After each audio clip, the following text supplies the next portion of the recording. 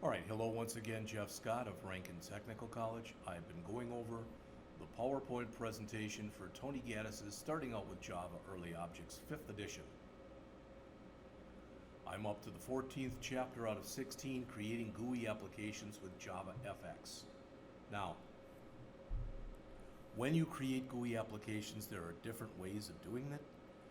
In the past, I've always used Eclipse, and I want to go back and I want to check and see if I've got Eclipse on my machine or not, because I'm used to doing it that way.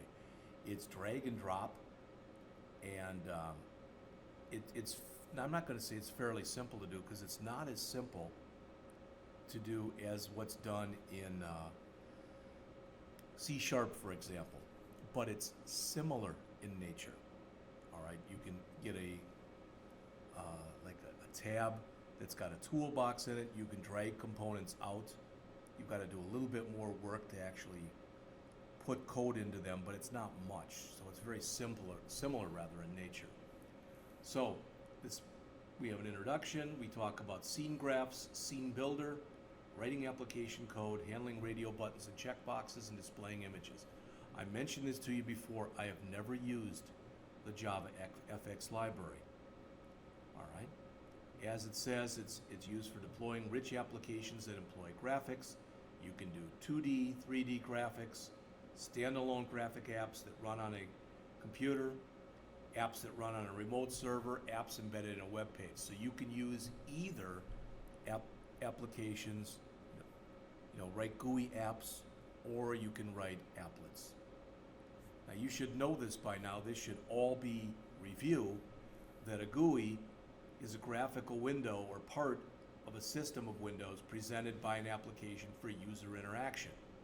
GUIs typically accept mouse input, keyboard input, or what's even more prevalent today, especially on mobile devices, is touchscreen input.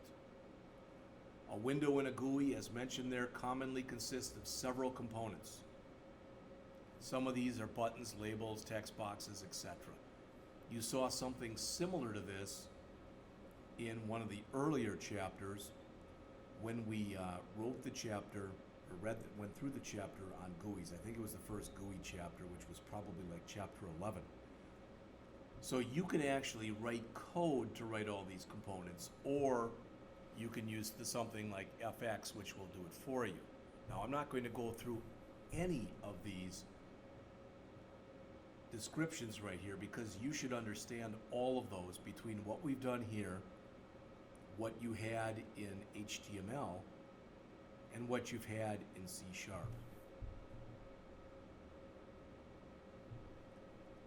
Programs that operate in a GUI environment must be event-driven.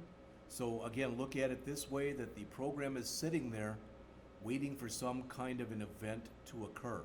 When that event occurs, something like clicking a button, if you have created an event listener to handle it and you put some code into that event listener, which, as it says here, is a method that automatically executes when the specific event occurs, then that code will fire. In JavaFX, the components that are in a GUI are organized in what's called a screen graph, which is a hierarchical structure. In some ways, it almost reminds you of the document object model or a DOM. So you've got the root node on top. All right, you've got a branch node right here.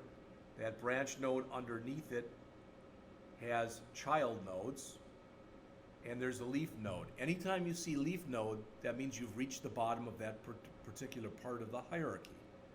A leaf node does not have any children. A branch node can have other nodes underneath it and can have other children. You could look at this as kind of being reminiscent of a folder structure, where that would be your folder. Your folder could contain other folders. This would be a folder with a folder in it, and that folder would have 3 files in it. This would be a folder in that folder that had no files in it.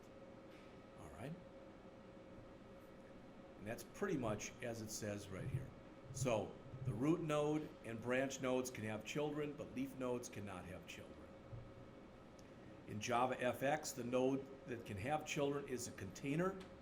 A container, as mentioned there, is a component that can hold other components inside of it. It is a holder.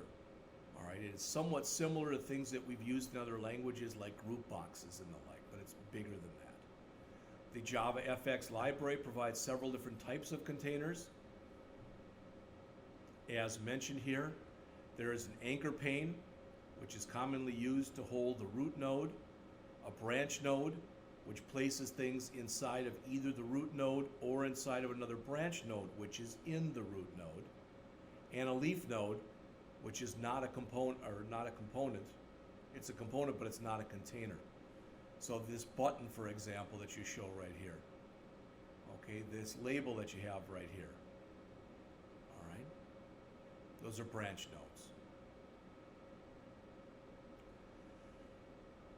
The anchor pane, as it says, is the root node, and the pane, which is inside of there, is the branch node.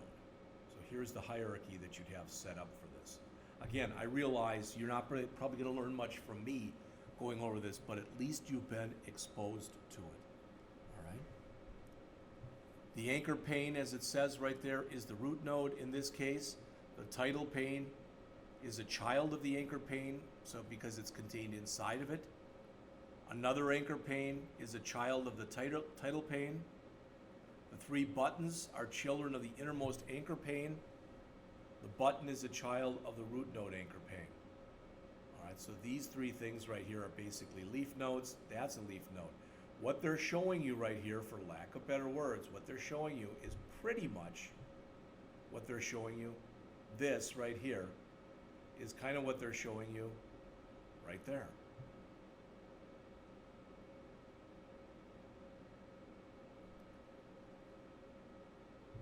You can use the Scene Builder, which, as mentioned, is a free design tool from Oracle for visually creating GUIs. You use it to construct the GUI by dragging and dropping components you need onto a blank window. All right, then you visually arrange them any way you want. You save the GUI to an fxml file, which is a markup language that describes the components, and it uses tags. I believe I don't know what the F stands for, but the XML is extensible markup language, so it's a type of extensible markup language. Creating the GUI with the Scene Builder is only part of the process. The next step, as it says, is to write the Java code that reads the fxml file and displays the GUI on screen and handles any associated events. Now, I'm not going to click this, but my guess is that if I did, I would download Scene Builder. When you install it, you create a shortcut on the desktop. You can launch it by double-clicking the Scene Builder, and it's going to look something like this. Really, when you look at it, it's not that different. It's not the same, but it's not that different from what you see in Visual Studio. Now, I'm going to show you this in Eclipse, where we're doing virtually the same thing. But Eclipse much more looks like what you see when you use Visual Studio. So each part of the main window there, they're showing you here. You've got the menu bar, which is mentioned. The commands are located at the top of on the menus that access it. The library panel, which is here, provides a list of the components. So it's kind of like a toolbox where you can grab things from here, drag and drop them onto into the control panel, which is where you visually assign the application's GUI. The hierarchy panel, which is over here, and that's pretty much going to show you, as we looked at before, kind of a picture that shows your root node. All right, your any other nodes that you build, your leaf elements, etc. And a selection bar, which shows the hierarchical path of the currently selected node. All right. The inspector panel, which is divided into 3 sections. Again, this is very, very similar, not identical, but it's similar what you see in here to your properties window. All right, and I don't remember even what that's called in C#, object window or whatever. It holds properties, layout, and code. The properties section, as it says, allows you to view and edit the values of selected component properties. I believe, again, those are the ones that you can set at design time. The layout section, which lets you specify values that control how the component will be displayed when the window is resized. And the code section, which allows you to designate event handlers that will react when specific events occur. So they build an application in here that they did as a GUI earlier, but they use the drag and drop. So you can see the action pane, you can see the label, you can see the text field, and you can see the button. As mentioned, once you've saved the application's GUI to an fxml file, you can write the code that will respond to whatever it is you want the program to do. Once you create a GUI with Scene Builder and you save it to an fxml file, you have to write a Java class that loads that file, brings the scene graph into memory, and describes the GUI. Again, they give you an example in here. The controller class, as mentioned, is responsible for handling events that occur when the app is running. It's in control. So it contains the import statements, the private variables that are going to reference the scene graph, the initialize method, and all the event listener methods. An alternative, as it says, Scene Builder can provide a sample skeleton for you. If you want to see that, you can click View, Show Sample Controller Skeleton. There won't be much in it, but you can click it, as it says, to copy the sample code to the clipboard. So the benefit is it'll write some of the code for you. The bad part of it, so to speak, is you still have to write your own code. So you can use Scene Builder to design the GUI. You can write the code for the main application class. You write the code for the controller class. In Scene Builder, you register the controller class and register the event handlers. Now, you do the same thing basically when you're working in either NetBeans or Eclipse or whatever, but some of it is automated for you. And again, I'd like to show you that at a later time. You should know by now what radio buttons and checkboxes are. I shouldn't have to go over these.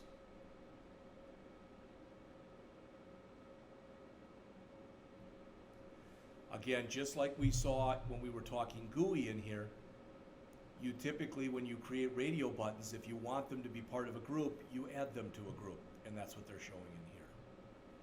To determine whether or not a radio button is selected, you check the Is Selected method. This is all stuff that we've gone over previously in other lectures. I know that we did in Chapter 11 or in Chapter 12, probably 12, which was the advanced GUI material.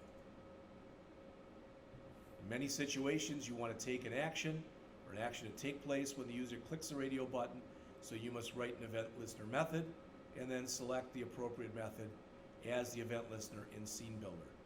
Checkboxes work pretty much the same way. And again, the Is Selected. And just like what we just saw with radio buttons, when you want an action to take place, when you click a checkbox, you must write an event listener method in the associated controller class, and then select the method as the event listener in Scene Builder. You can use an image view component to display images in the app's GUI. You drag the component from the library panel and drop it onto the content panel, and then you use the image property to specify the image that you want to display. If you want code to be connected to that particular image, all right, then in the controller class, as it says here, you can call the image view component set image method in order to be able to do that. Again, that code that will change the image being displayed. You might want to roll over, where when you roll your mouse over something it changes, or you might want something else. So first, as mentioned here, you create an instance of the image class. It accepts a string argument as the name of the image file, and there's an example. This is the last slide that's in the chapter. So as mentioned, once you have created an image view, you pass a reference to that object to the image view component set image method. There is an example. You probably learned very little in this chapter. I'm sorry about that. I've already gone through chapter 15, so the only chapter left for me to do, and I will not be doing that today, but I will have it out there soon, will be chapter 16, which discusses the use of Java with databases. So, not today, but soon, I will be back with that last lecture. All right? What I'm hoping, see, I'm going to let this run for about 2 or 3 more minutes because I'm producing the previous chapter. So what we just talked about with applets, this is the production of that chapter. It's 82% of the way. If I save the file I'm working on now, which is the chapter 13 stuff, or chapter 14 stuff, it combines both of those into the same file. I don't want that to happen. So I'm gonna, again, I'll let this run. It'll take less than 5 minutes, hopefully. Then I will, after it's run, it creates an MP4 file for me. I can remove these 2 files and remove this file. Then I can save what I'm working on. And once I save what I'm working on, then I'll be able to work with that one as well.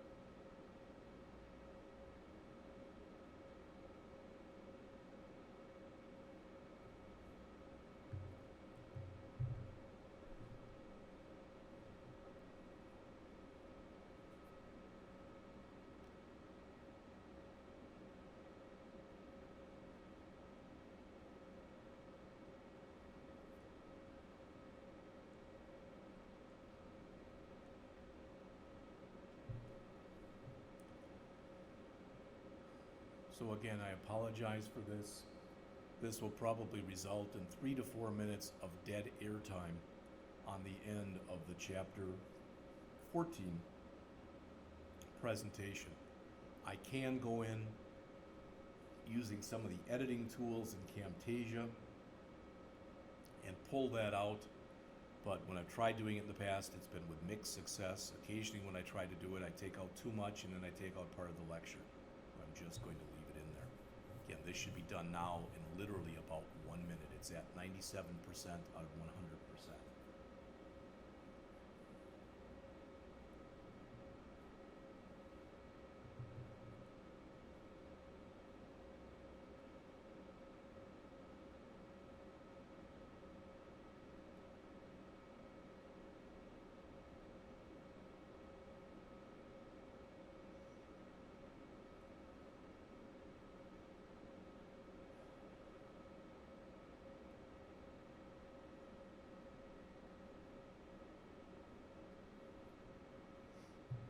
All right, that's 100%. So now I can close. I got to come in here and remove that one by doing a delete, which removes both those. Then I can delete this. All right. So now I can save. So again, there will be 4.5